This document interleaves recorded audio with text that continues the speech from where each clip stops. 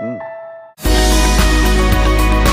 the episode today, you will learn from the enterprise system space. They are annexee. They'll have some land, some agricultural land, some business there, but still the income is not consistent. Sure. So our initial aim was that if we are able to get our digital runners to earn 3,000 to 5,000 rupees a month through this platform.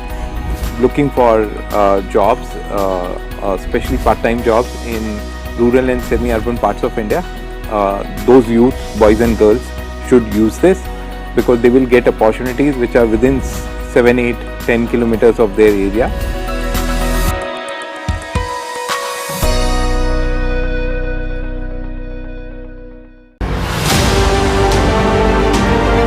G20 नए विचारों की परिकल्पना के लिए और सामूहिक action को गति देने के लिए एक ग्लोबल प्राइम मूवर की तरह काम करेगा। वैश्विक विकास महिलाओं की भागीदारी के बिना संभव नहीं है। भारत की G20 अध्यक्षता की theme one earth, one family, one future में पूर्ण रूप से समाहित है।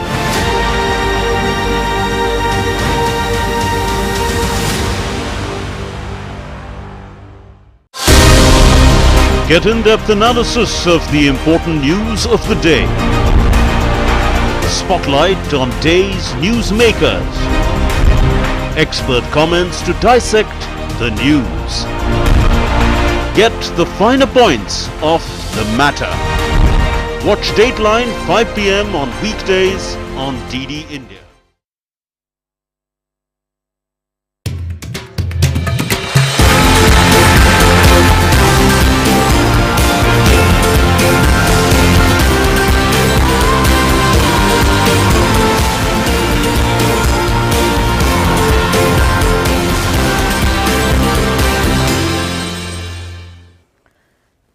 Hello and welcome. It is 7:30 in the evening in India and we are back again with a spotlight on G20.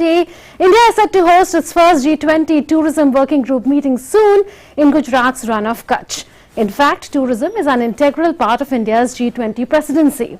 As the president of G20, India has been organizing visits of G20 delegates to tourist attractions, including to UNESCO World Heritage Sites. Amid the revival of the travel and tourism industry globally in the post-pandemic period, on India at G20 today we ask, can India join hands with other G20 countries to leverage the tourism sector for transformational socio-economic change? I'm Manun Bhattacharya. First up, the top stories.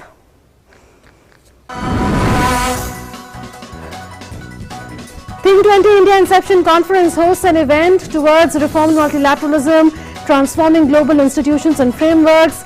Ambassador Sujon Chenoy, chairman of core group of Think 20, delivers a talk on the subject. Jayant Sinha, chairman of Parliamentary Standing Committee on Finance, analyzes how the Indian G20 presidency can help with issues related to climate change and climate finance.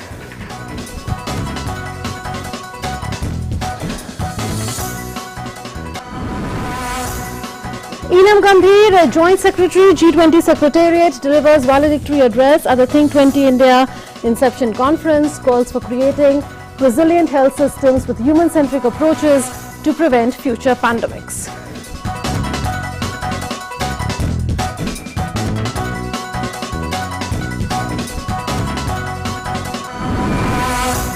And Science 20 to hold its Inception meeting in Puducherry on 30th and 31st of January.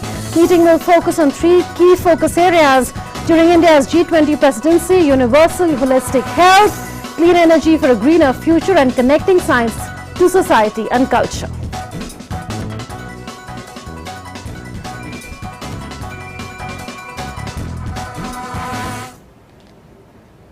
Rann of Kutch in Gujarat is set to host the first tourism working group meeting from 7th to 9th February.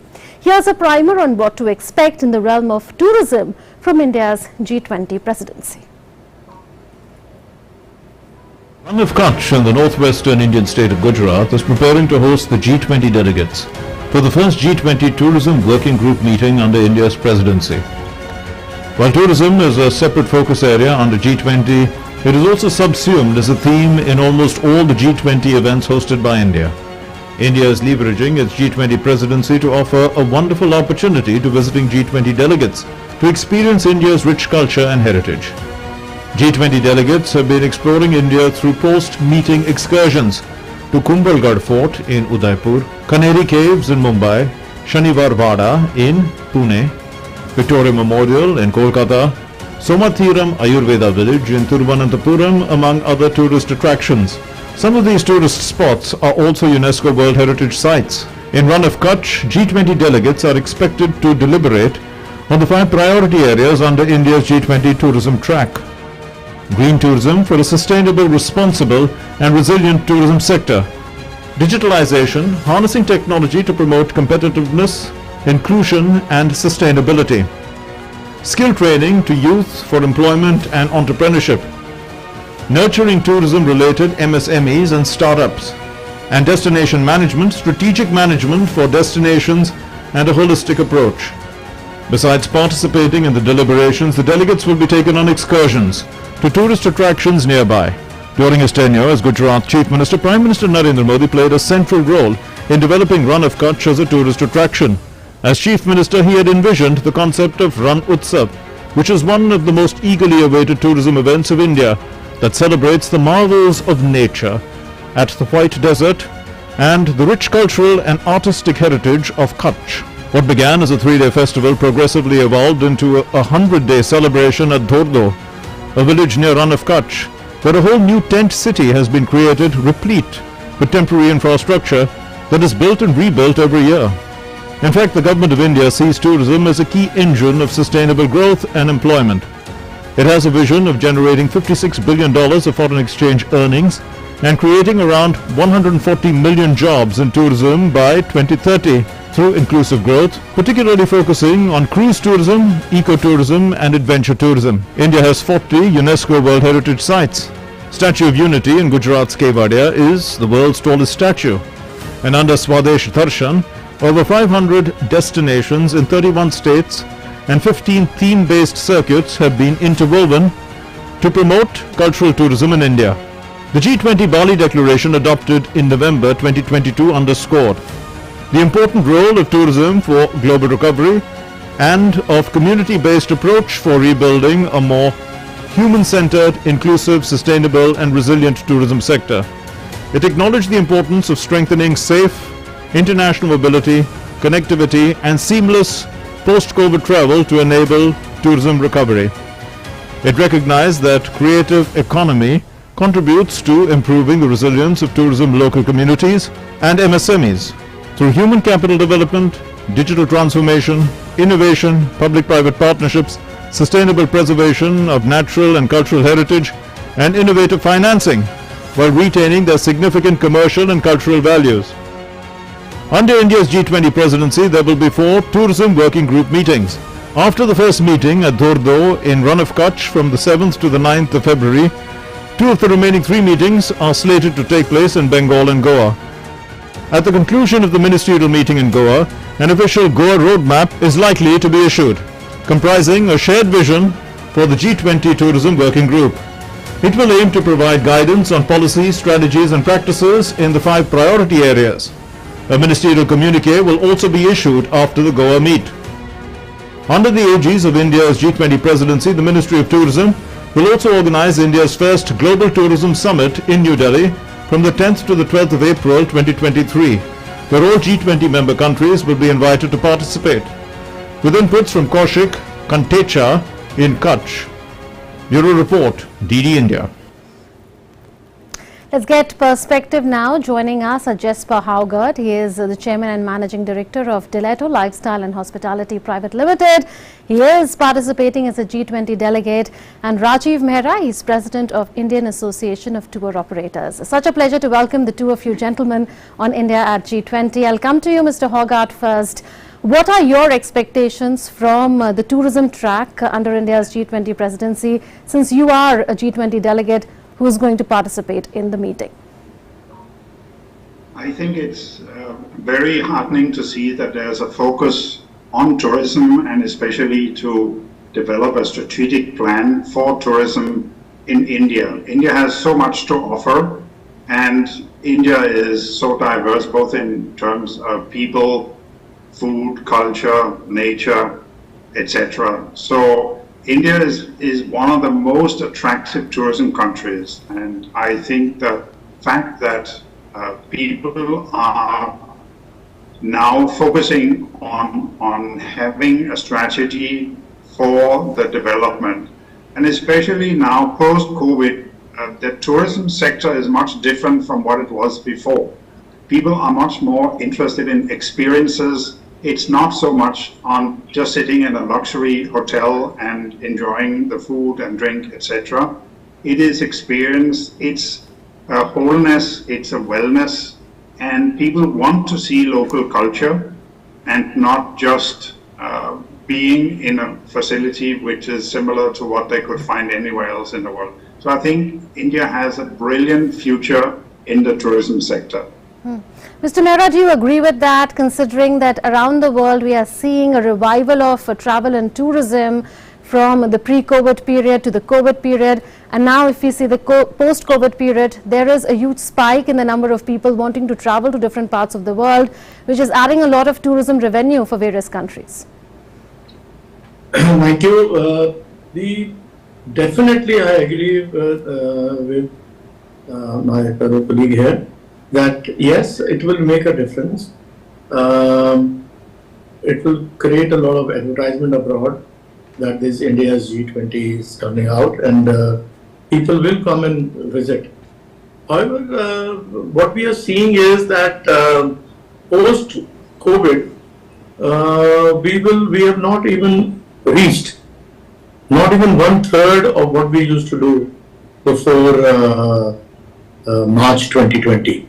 Right. There have been many factors, but there are fine high airfares, high hotel accommodation rates in India over the past year or so.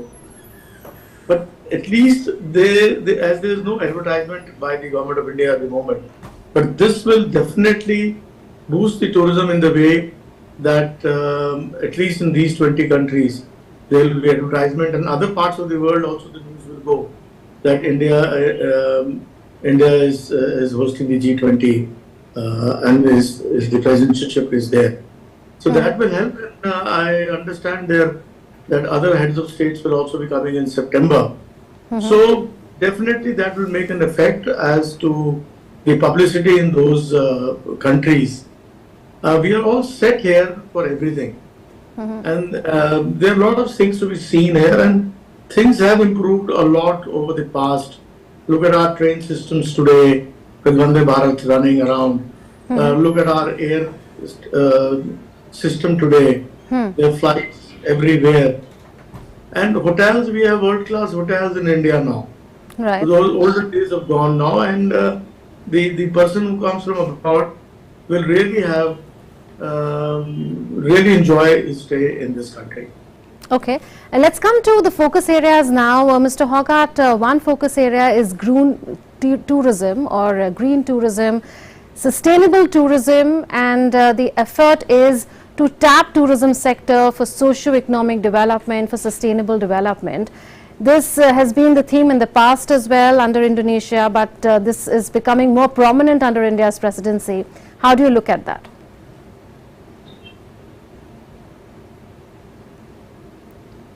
Mr. Hoggart? Right, we'll try and set the connection right with Mr. Hoggart in a bit. So I'll come to you, Mr. Mehra, now.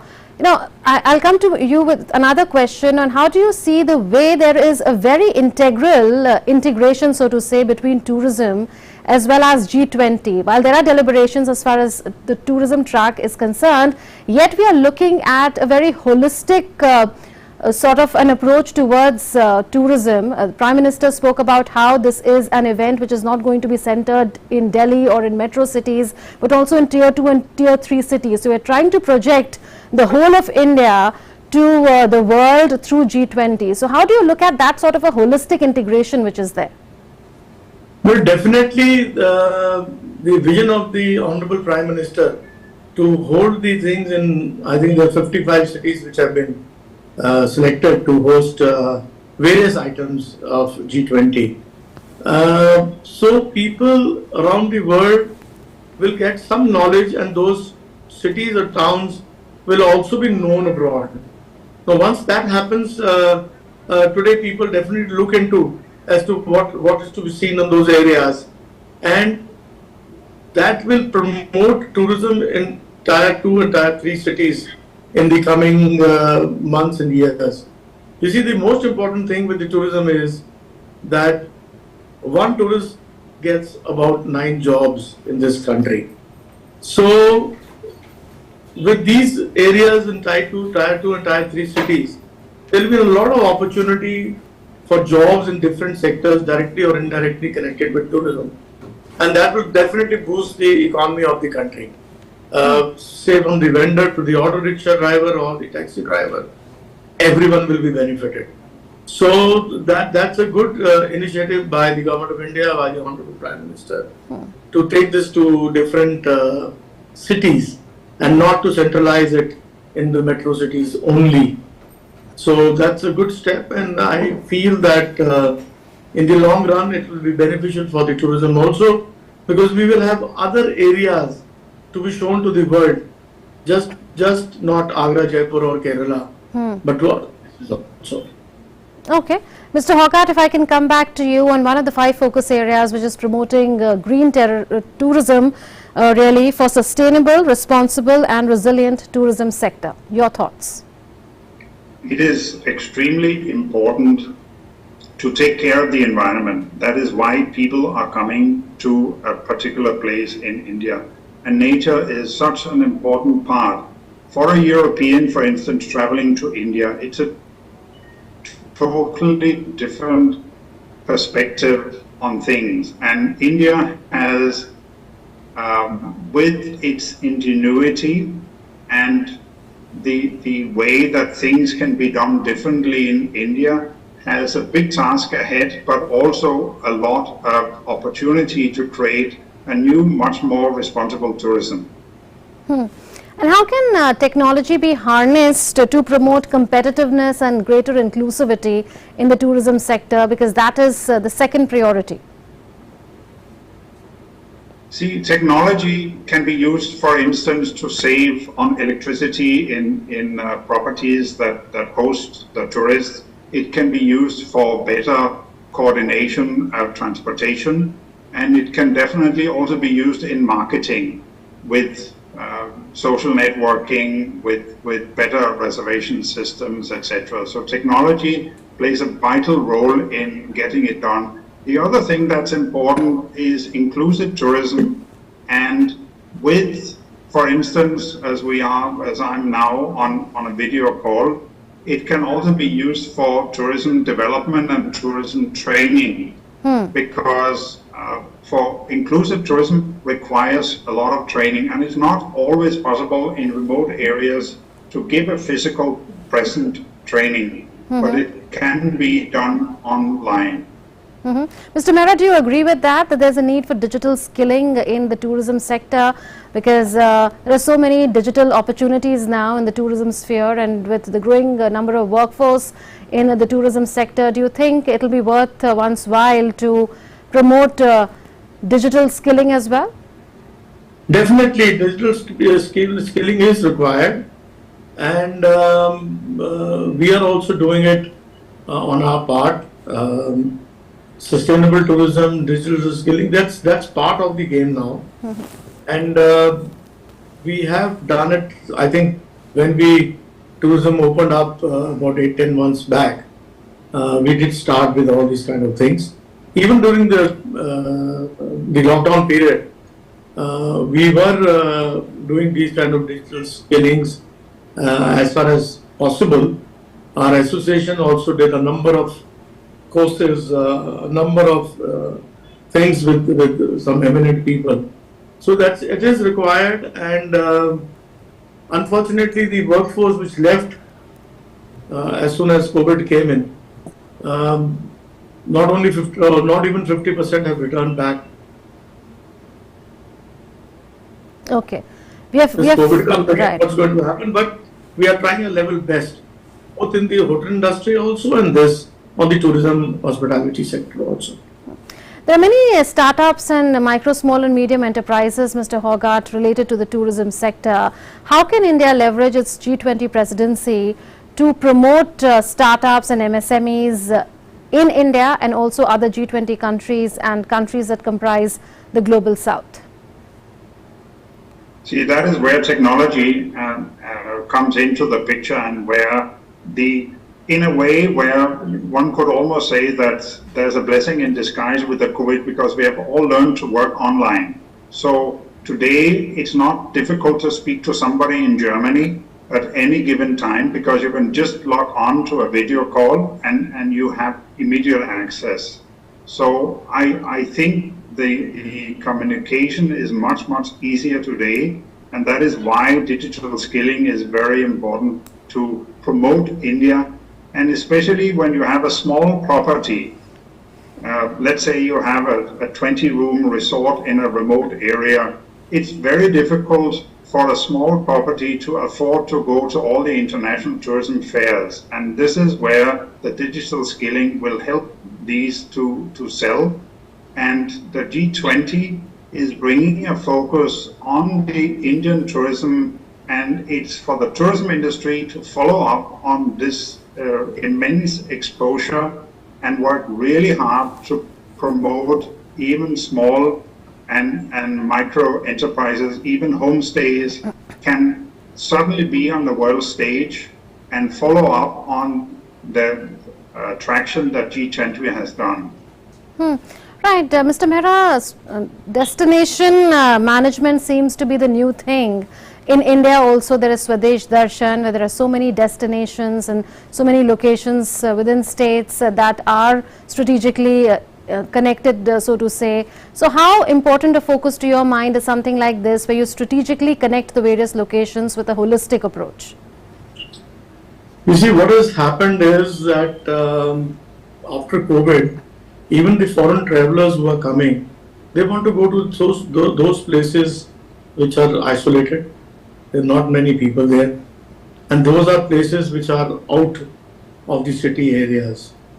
So that approach has started, and we are seeing a trend towards that side. So basically, overall, and this is also, as my colleague said, that digitally the brochures and everything being made by these small little 20-room hotel, suppose in a remote area in Kerala or somewhere in Punjab, they are showing their presence now. And the amount of homestays which have increased in the last 1 year is unbelievable, because our association does, they pass the homestays. So it is definitely helped. It is definitely these small areas, and this is all due to technology.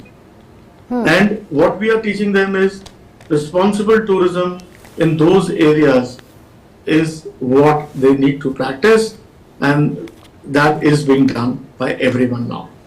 Right. Mr. Mehra, what are your specific expectations? Is there one top expectation that you have from the G20 meetings as far as tourism is concerned that you would like to be catered to on the G20 platform?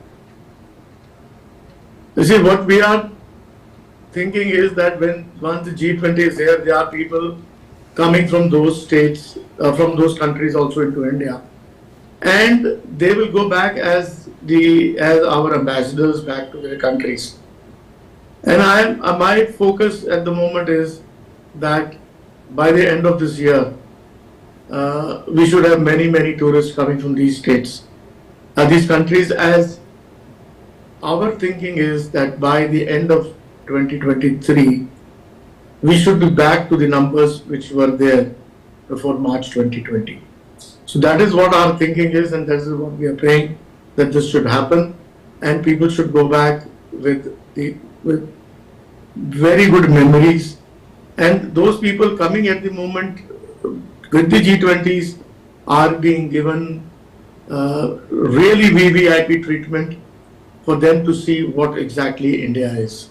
So that will be something very good for the tourism industry. Right.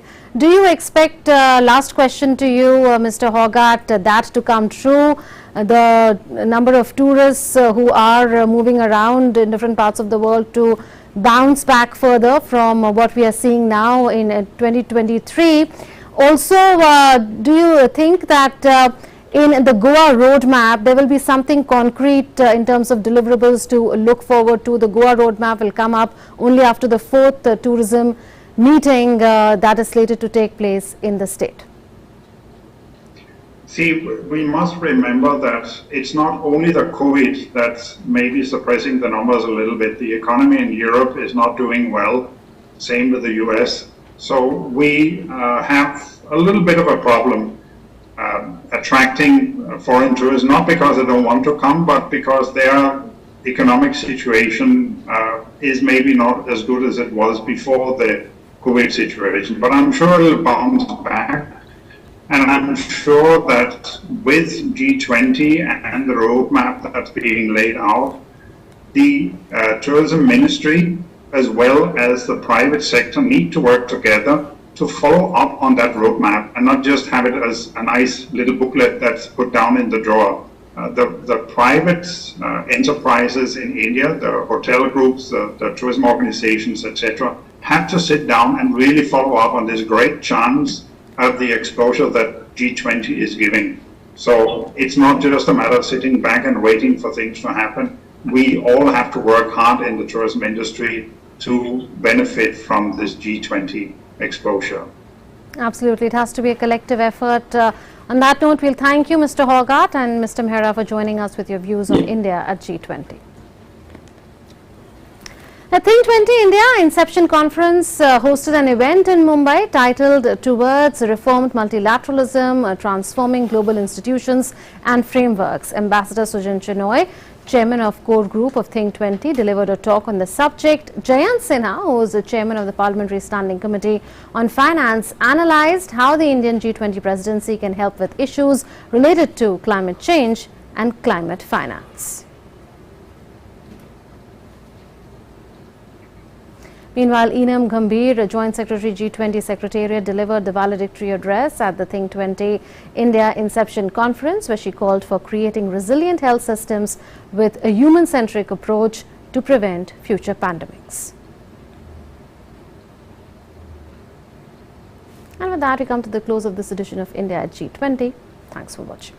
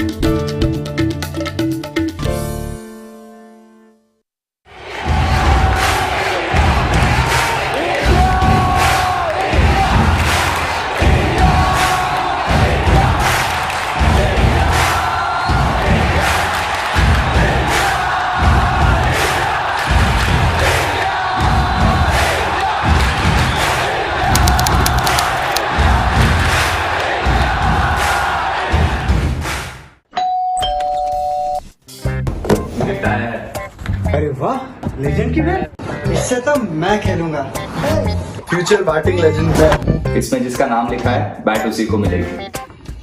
अरे यार देखा, अगर इस पे मेरा नाम नहीं लिखा होता तो कितनी दिक्कत हो जाती। इसलिए आरबीआई कहता है बैंक अकाउंट हो या बैंक लॉकर, उसमें नॉमिनी का नाम जरूर दर्ज करें ताकि आपकी जमा पूंजी उसी को मिले जिसे आपने नामित किया है। आरबीआई कहता है जानकार बनिए, सतर्क रहिए। ओ देश मेरे तेरी शान पे सदके कोई धन है क्या तेरी धूल से बढ़ के, तेरी धूप से रोशन तेरी हवा पे जिंदा। नमस्कार।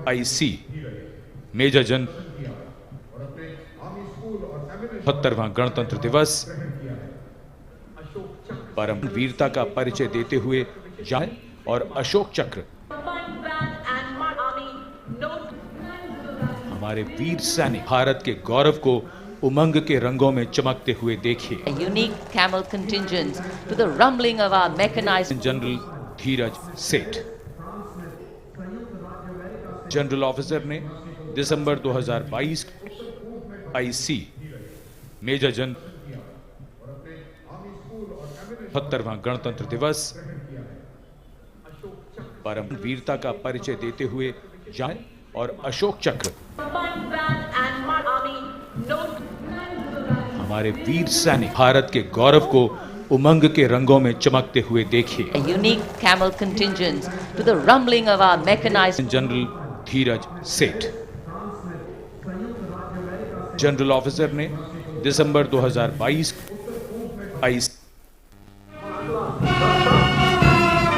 सीमा सुरक्षा बल का K9 वज्रटी गतिमान युद्ध Okay. रेजिमेंट का आदर्श वाक्य 9 वज्रटी विशिष्ट अतिथि दीर्घा. Let us quickly go across to our first very special guest joining us on the show, Lieutenant General KJS Dhillon, who doesn't need much introduction. Jai Hind, sir. If you can hear me, we can have Lieutenant General Dhillon on the screen. PVSM, UVSM, YSM and Vishisht Seva Medal Laboratory. He has been the Deputy Chief of Integrated Defence Staff under CDS, former Deputy Chief, and also most importantly, former Director General Defence Intelligence Agency. Thank you very much, sir. And I should also tell our viewers, in fact, he is the author of the bestseller, Kitne Ghazi Aaye, Kitne Ghazi Gaye, his first-hand account of the Pulwama terror attack, Balakot strike, abrogation of 370, and his stories as a soldier. I'm going to quickly give it to you, sir. Lieutenant General Dhillon, thank you very much. First of all, Republic Day celebrations, greetings to you. बहुत-बहुत बधाइयाँ आपको भी. Your thoughts today. I'm sure you must have watched Republic Day parade. Kitne Ghazi Aaye, Kitne Ghazi Gaye, and I think this is India's time to rise and shine. Your first thoughts after watching the Republic Day parade. Tell our viewers, share your thoughts. What is the India way and what does it really mean to be a proud Indian? Good afternoon, ma'am, and good afternoon to all your viewers. As also Republic Day greetings to all the viewers who are watching DD through your channel. Ma'am, Republic Day parade for a nation, especially for India, is showcasing of our military might, our cultural diversity, the progress which we are making with every passing day. This 1 hour plus time which we have on the Kartavya Path, yes, sir, is a sum total of India's military might, India's economic might, India's diplomacy, and India's strong government. So for me, it is a thing which shows our cultural diversity, which motivates, inspires the young girls and boys to join the defense forces and to be part of the development festival of India. And my one word of advice to all the youngsters who want to join the army or who have tried and not made it for the defense forces is not the only way to serve the nation. There is one hell of a lot of open field available outside the defense forces to serve the nation. When the nations go to war, defense forces merely fight on the borders. It is the complete comprehensive national power which is applied in the support of the national war efforts. So don't get disheartened, apply for the jobs. There is a whole lot of world waiting for you out there. And today I was very impressed with the military might, especially the Make in India, the Made in India, the way it is fructifying now.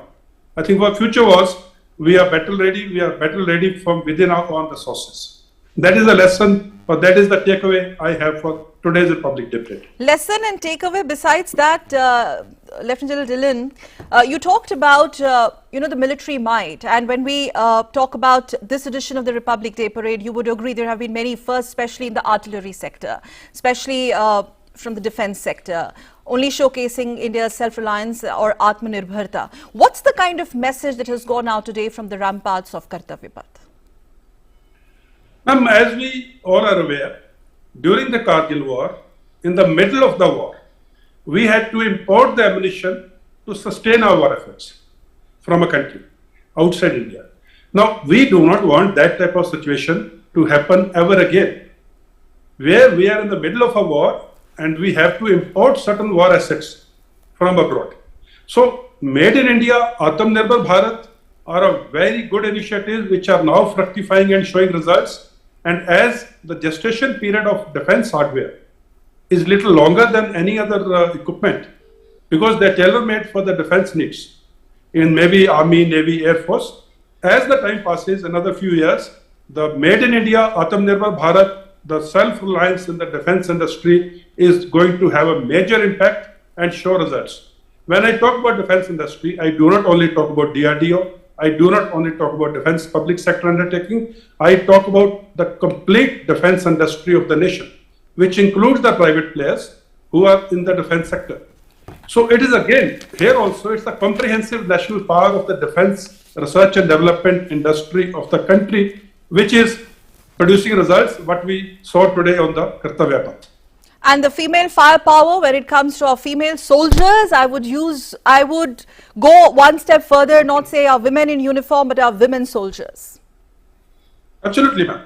Our women sports persons, our women, civil services, our women soldiers, the women in society today. We are the largest practicing democracy where the women rights for voting were given way beyond certain Western developed countries. That is the strength of our nation. Nari Shakti. Guru Nanak ji had said, Sokyo manda akhiye jit jamme rajan. Why should we not praise her? Why should we use bad words for someone who has given birth to the kings? So Nari Shakti, the woman power, is the most lethal weapon system within the weapon system which we have in the Indian Army or the Indian Defence Forces. The women today are the most committed. I have served with women officers. I have been the corps commander where there are many women officers serving in 15 Corps in Kashmir. I can tell you with 100% guarantee and authority, some of the women officers are much better than their male counterparts. Excellent. Even in a field area like Kashmir, in the harshest of climatic and terrain conditions, they have a point to prove. They have probably had a fight with their parents, with their family, with the society to join the defense forces. And they are proving it right and absolutely correctly. My hats off to the women power of the India. And if you could just also share some insight, the youngsters wanting to join forces. In fact, in the very beginning of the show, you spoke about that. The young India, the powerful, vibrant young India raring to go, raring to serve the nation, raring to go for the uniform. Absolutely. Ma'am, donning the uniform has a separate charm, has a different high it gives you, and more so when as a youngster.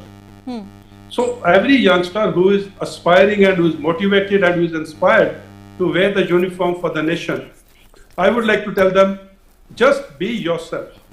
In the defense forces, we do not want the finished product, that is an officer or a Jawan. We will train you, we will mold you, we will chisel you.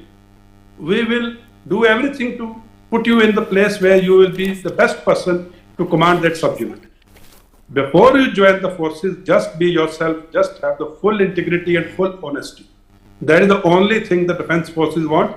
Rest of the attributes, the rest of the aspects will take care during the training, as also as you build up in your service career from youngster to a senior officer. But most important thing is, if you are wanting to join the army and for some reason you have not been able to make it, that does not mean the end of the world. You can serve the nation in many other ways and still contribute to the national comprehensive power and the national power and the national development. So please be a good citizen, be a good son, be a good student, which your parents or teachers can be proud of you today, tomorrow and every day. Ladies and gentlemen, one final question, your message to the viewers of Doordarshan in India and abroad. You, in fact, share a special bond with every Indian or in every Indian diaspora who connect with the forces, who are supremely proud of Indian forces. You're very popular, and especially your book. On this, on this edition of Republic Day, sir, what is going to be your message to India and especially young Indians? My humble message is, हम उस देश के वासी हैं जहां मिट्टी को भी मां बोलते हैं. We have respect for the motherland, and उस motherland की जो सेवा करने वाले वीर सपूत, वीर जवान, जो देश की सरहदों पे, who are standing on the icy peaks, as you had spoken in your introduction, who are fighting the terrorists, who are fighting the insurgents, to keep the nation strong, to keep the nation intact. My request to everyone is, please support them in your own private personal ways. Your army, your navy, your air force is there for you. We are only doing what the nation wants us to do. We are the soldiers, the foot soldiers of the nation. We only need moral support and some sort of motivation from our citizens in India and abroad. Please be that person who motivates us. We will create wonders for you on the border. That is my message. Be a good citizen, support your defense forces. They are fighting it for you. Thank you and Jai Hind. Jai Hind, sir. Thank you so much for joining us exclusively on DD India and sharing your thoughts. I could make out it's all coming from your heart. Lieutenant General Dindo, thank you. And we will be in a short while from now, viewers, joined by multi-Grammy award-winning Indian music composer Ricky Cage. We also will be joined by social activist and popular social activist and sculptor and artist Rubal Nagi in a short while from now, and they are going to share their thoughts. But before that, my colleague Shama Mishra is joining us live from Mumbai. Let's quickly go across to Shama and try and tap the pulse of Mumbaikars, Maharashtra rather, on this occasion, on this day, or this morning rather. Shama, Jai Hind, good morning, over to you. So what's up with you? And I believe you have some special guests with you, the young children and women from all walks of life. Right, Sakal, Jai Hind, and Happy Republic Day to you too. Well, we are talking about Maharashtra and the spirit of Mumbai. We have been seeing that, flag hoisting ceremonies at different places. But the major attraction this time around today was at Chhatrapati Shivaji Maharaj Park, which is popularly known as the Shivaji Park. The parade happened at that place where the governor also interacted. The governor addressed the people. Apart from that, also the chief minister was present. The governor has mainly spoken on the all the developmental projects that are happening in Maharashtra, in Mumbai and surrounding areas. So that was the thrust, that was the emphasis that was given on development. Apart from that, the major attraction in today's parade was different ministries coming out with their own tableau, because earlier we used to see a national, a state-led tableau, but this time around we have been seeing that different ministries, MIDC, say, who has gotten a lot of investments, they've gotten their tableau. The different ministries, including the power and other, they have gotten their tableau as well. Apart from that, all banks, all Central Railway, Western Railway, BMC, they have been doing their ceremonial flag hoisting ceremony. Over here we have special children, who have been learning the self-defense. They are representing the Fit India movement. Let's try and talk to them.